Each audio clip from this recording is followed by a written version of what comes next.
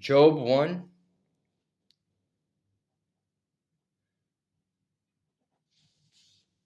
There once was a man named Job who lived in the land of Uz. He was blameless, a man of complete integrity. He feared God and stayed away from evil. He had 7 sons and 3 daughters. He owned 7,000 sheep and 3,000 camels, 500 teams of oxen, and 500 female donkeys. He also had many servants. He was, in fact, the richest person in that entire area. Job's sons would take turns preparing feasts in their homes. They would also invite their 3 sisters to celebrate with them. When these celebrations ended, sometimes after several days, Job would purify his children.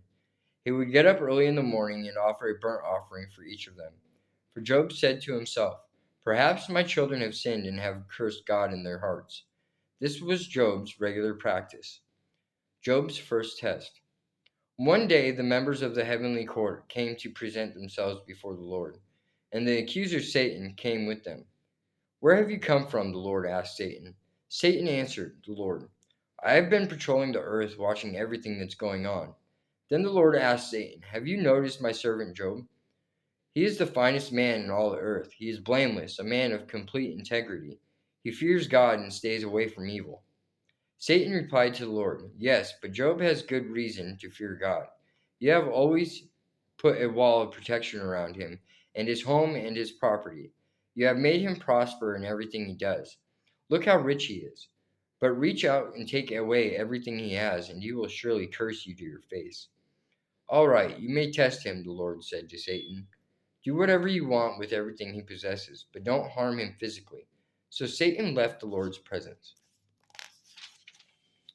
One day, when Job's sons and daughters were feasting at the oldest brother's house, a messenger arrived at Job's home with this news: "Your oxen were plowing with the donkeys feeding beside them when the Sabians raided us.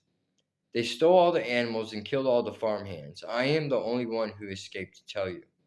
While he was still speaking, another messenger arrived with this news: "The fire of God has fallen from heaven and burned up your sheep and all the shepherds. I am the only one who escaped to tell you." While he was still speaking, a third messenger arrived with this news: "Three bands of Chaldean raiders, have stolen your camels and killed your servants. I am the only one who escaped to tell you." While he was still speaking, another messenger arrived with this news: "Your sons and daughters were feasting in their oldest brother's home. Suddenly, a powerful wind swept in from the wilderness and hit the house on all sides. The house collapsed, and all your children are dead. I am the only one who escaped to tell you." Job stood up and tore his robe in grief. Then he shaved his head and fell to the ground to worship. He said, "I come naked from my mother's womb, and I will be naked when I leave. The Lord gave me what I had, and the Lord has taken it away. Praise the name of the Lord." In all of this, Job did not sin by blaming God. In Jesus' name I pray. Amen.